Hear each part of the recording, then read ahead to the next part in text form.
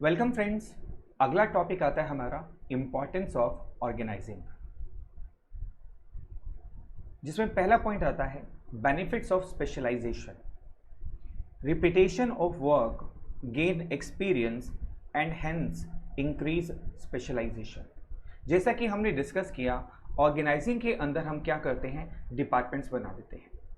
अब एक एग्जांपल लेते हैं, जैसे परचेज डिपार्टमेंट है, उसका काम क्या है, माल को परचेज करना। तो क्या आपको लगता नहीं है कि उसमें स्पेशलाइजेशन आ जाएगा? जब रोज एक आदमी एक ही काम को बार बार कर रहा है, कई महीनों से, कई हफ्तों से, कई सालों से उसी काम को कर रहा है, तो क्या स्पेशलाइजेशन नहीं आएगा? आएगा ना। तो ये सबसे बड़ा फायदा है ऑर्गेनाइजेशन का। ऑर्गेनाइजिंग का सबसे बड़ा फायदा यही है कि उसके अंदर स्पेशलाइजेशन आता है, क्योंकि एक पर्सन जिसको हमने डेडिकेट किया, एक मैनेजर बनाया एक डिपार्टमेंट का, वो बार बार एक ही काम कर रहा है, तो रिपीटेशन ऑफ वर्क से एक्सपीरियंस भी आता है और स्पेशलाइजेशन भी आता है। दूसरा फायदा क्या होता है, clarity in working relationship. It removes overlapping in transfer of information and instructions. I repeat, removes overlapping in transfer of information and instructions. देखो, सबसे बड़ा फायदा हमने आपने जब ऑर्गेनाइजिंग के स्टेप्स किए, तो आपने देखा जो डुप्लीकेशन है वो हम अवॉइड कर देते हैं, ख़त्म कर देते हैं। तो डेफिनेटली, और उसमें एक स्टेप था एस्टैब्लिशिंग रिपोर्टिंग रिलेशनशिप, यानी कौन किसको रिपोर्ट करेगा। तो क्या आपको नहीं लगता ये जब दो स्टेप्स होंगे तो वर्किंग रिलेशनशिप में क्लैरिटी आ जाएगी? हर एक को पता होगा कौन किसको रिस्पॉन्सिबल है, कौन किसको अकाउंटेबल है, कौन किसको आंसर करेगा, कौन किससे पूछेगा, कौन किसको बताएगा। जब ये सारी चीजें होंगी तो ओवरलैपिंग खत्म होगी ना, डुप्लीकेशन नहीं होगा, एक ही काम बार बार नहीं होगा। तो it removes overlapping in transfer of information and instruction, यानी कि इंफॉर्मेशन और इंस्ट्रक्शन बिल्कुल क्रिस्टल क्लियर होती है that who is suppose to do what, किससे क्या उम्मीद की जाती है कि वो क्या करेगा। अगली इंपॉर्टेंस आती है ऑर्गेनाइजिंग की, optimum utilisation of resources, proper usage of all material, financial and human resources. देखो, ऑर्गेनाइजिंग का सबसे बड़ा फायदा ये भी है कि आप अपने रिसोर्सेज को ऑप्टिमली यूटिलाइज कर सकते हो। जैसे प्रोडक्शन मैनेजर है, और प्रोडक्शन मैनेजर को पता है कि मुझे अपने सारे रॉ मटेरियल को ऑप्टिमली कैसे यूटिलाइज करना है, अगर कोई वेस्ट बच गया उसको कैसे यूटिलाइज करना है।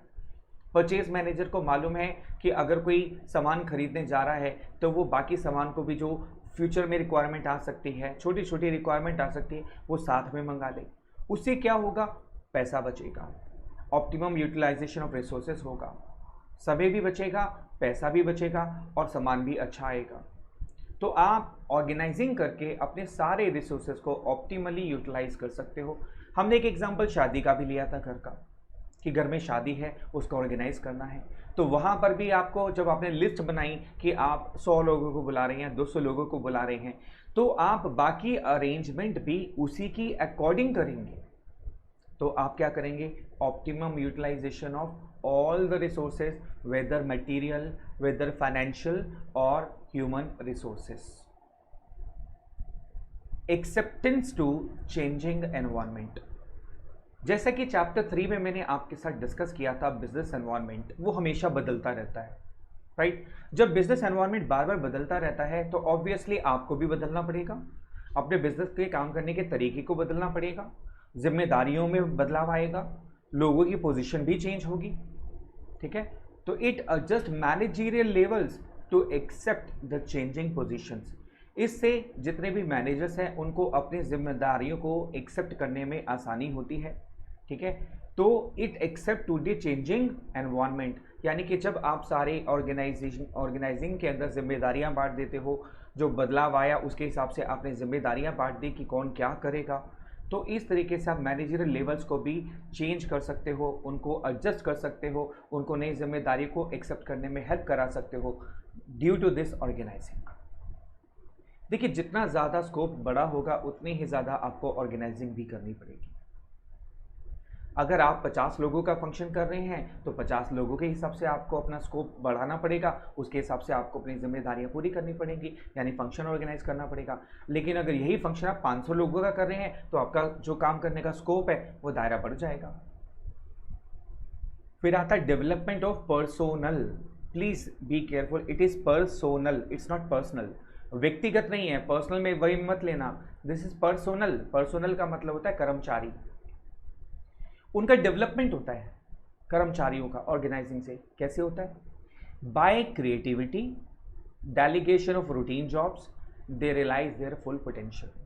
देखो, जब पर्सनल यानी कि कर्मचारी जिनको हमने अलग अलग ड्यूटीज सौंप रखी है, वो भी एक काम को जब बार बार करते हैं तो वो भी अपने रूटीन जॉब के अंदर में नई नई क्रिएटिविटी लाने की कोशिश करते हैं, अपने काम को आसान करने के लिए नए नए तरीके ढूंढते हैं। जब वो नए नए तरीके ढूंढेंगे तो क्रिएटिविटी आएगी, क्योंकि उनका फोकस का जो दायरा होगा वो लिमिटेड होगा, अपने ही काम पर होगा। तो हर एम्प्लॉय अगर ये कोशिश करे कि वो अपने अपने काम को ज़्यादा बेटर कैसे कर सकता है, नई क्रिएटिविटी अगर उसके अंदर लेकर आए, तो डेफिनेटली उस पर्सनल यानी उस कर्मचारी का डेवलपमेंट होगा। फिर वो अपनी पूरी पोटेंशियल लेकर के भी काम करेगा, अपनी जितनी उसकी कैपेबिलिटी है, अपनी जितनी स्किल्स हैं, नॉलेज है, एक्सपीरियंस है, उसके बेस पर बेस्ट ऑप्टिमम यूटिलाइजेशन रिसोर्स भी करेगा, और इससे डायरेक्टली और इनडायरेक्टली उस एम्प्लॉई का डेवलपमेंट भी होगा। इससे एक फ़ायदा और होता है, पता है क्या है? फ्यूचर में अगर मान लीजिए जो नई पोजीशंस आती हैं, नई जॉब्स आती हैं या नए लेवल्स आते हैं, तो उनके लिए हम उनको तैयार भी कर लेते हैं। आज का जो एम्प्लॉई है, आज का जो आप कह सकते हो सेल्स टीम का जो पर्सन है, वो कल को सेल्स टीम का लीडर भी बन सकता है, उसके बाद वो सेल्स मैनेजर भी बन सकता है ना? तो धीरे धीरे हम उसको डेवलपमेंट के साथ साथ आगे बढ़ाते हुए चलते हैं। इसी से अगला फ़ायदा होता है जिसको बोलते हैं एक्सपेंशन एंड ग्रोथ। देखो, जब एम्प्लॉई डेवलपमेंट होता है, जब एम्प्लॉई तैयार होता है, अपनी मेहनत करके काम करता है, तो धीरे धीरे ऑर्गेनाइजेशन के द्वारा क्या किया जाता है, उसको नए नए काम दिए जाते हैं by adding more job positions, यानी उसको नई नई जॉब पोजीशन दी जाती है। कभी ऐसा भी होता है कि नए नए डिपार्टमेंट्स में शिफ्ट किया जाता है ताकि उसको ओवरऑल सारे बिजनेस का एक्सपीरियंस होना शुरू हो जाए। ठीक है, कई बार उसको नई बिजनेस लाइन भी दे दी जाती है, रूटीन में जिसमें वो काम कर रहा है उससे हटके दूसरे बिजनेस लाइन में उसको डाल दिया जाता है। इससे उसका क्या होगा? ओवरऑल डेवलपमेंट होगा। जब उसका ओवरऑल डेवलपमेंट होगा तो हमारे बिजनेस का भी स्कोप बढ़ेगा, क्योंकि जब आपके पास ऐसी टीम तैयार हो जाएगी जो नई नई जिम्मेदारियों को संभाल सकती है, तो डेफिनेटली आपका एक्सपेंशन तो होगा ही होगा, आपका बिजनेस भी ग्रो करेगा। तो अगला फायदा क्या है इसका? Expansion and growth. ये सारे फायदे हैं एक ऑर्गेनाइजेशन को जो ऑर्गेनाइजिंग प्रोसेस से होते हैं, और इसी से हमारा स्कोप, हमारा दायरा भी तय होता है।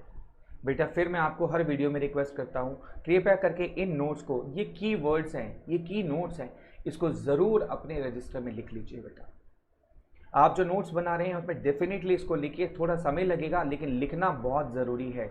आप ये मत सोचिए सिर्फ सुन सुनकर याद हो जाएगा, एक बार सुनना, ठीक है? अगर आप एक बार लिखते हो तो वो 10 बार सुनने के बराबर है। आई रिपीट, अगर आप एक बार लिखते हो वो 10 बार सुनने के बराबर है, तो प्लीज़ इसको लिख लीजिएगा। अब बात करते हैं इसको लर्न करने की टेक्निक, आ स्कोप। जी हाँ, स्कोप बढ़ाना, आ स्कोप, ASCOPE, ये इसकी इंपॉर्टेंस ऑफ ऑर्गेनाइजिंग है। एक्सेप्टेंस टू चेंज, यानी कि जो बदलाव आता है उसको एक्सेप्ट करना काफ़ी आसान हो जाता है एम्प्लॉयज़ के लिए because of organising steps and process. वो अगला फ़ायदा था स्पेशलाइजेशन बेनिफिट्स, यानी कि बार बार रिपीटेशन काम करते हैं तो स्पेशलाइजेशन आता है। क्लैरिटी इन वर्किंग रिलेशनशिप, क्योंकि हम यहाँ पर रिपोर्टिंग रिलेशनशिप क्लियर करते हैं, इसलिए वर्किंग रिलेशनशिप में बिल्कुल क्लैरिटी आ जाती है, कौन किसको रिपोर्ट करेगा, कौन किससे पूछेगा, कौन किसको बताएगा। ऑप्टिमम यूटिलाइजेशन ऑफ रिसोर्सेज, चाहे वो कोई भी रिसोर्स हो, चाहे वो ह्यूमन रिसोर्स है, चाहे वो फाइनेंशियल रिसोर्स है, चाहे वो मटेरियल रिसोर्स है, आप उसको ऑप्टिमली यूटिलाइज कर सकते हो। पर्सनल डेवलपमेंट, यानी कि कर्मचारियों का डेवलपमेंट होता है जब वो अपनी पूरी एनर्जी लगाते हैं, क्रिएटिविटी लगाते हैं, स्किल्स लगाते हैं, तो कहीं ना कहीं पर्सनल का डेवलपमेंट होता है, और इसी से हमारा नेक्स्ट फायदा होता है जिसको बोलते हैं एक्सपेंशन एंड ग्रोथ। कोई भी ऑर्गेनाइजेशन तभी एक्सपेंड कर सकती है, तभी ग्रोथ कर सकती है जब उसके एम्प्लॉई डेवलप होंगे, उसके एम्प्लॉई ग्रोथ करेंगे। तो ये हो गया आ स्कोप, यानी कि हमारी ऑर्गेनाइजिंग का जो इम्पोर्टेंस है वो उसके स्कोप पर निर्धारित होती है, उस पर डिपेंड करती है। I hope it's very easy way to learn a scope, please note down this also. और आपसे एक रिक्वेस्ट हो रहा है कि बार बार इन एक्रोनिम्स को, जो शॉर्टकट्स मैं आपको बता रहा हूँ, उसको रिकॉल करते रहिए, रिकॉल करते रहिए, रिकॉल करते रहिए, और एक दिन ऐसा भी आएगा आप फटाफट जल्दी जल्दी सारी चीज़ें सुना पाएंगे। Take care, all the best.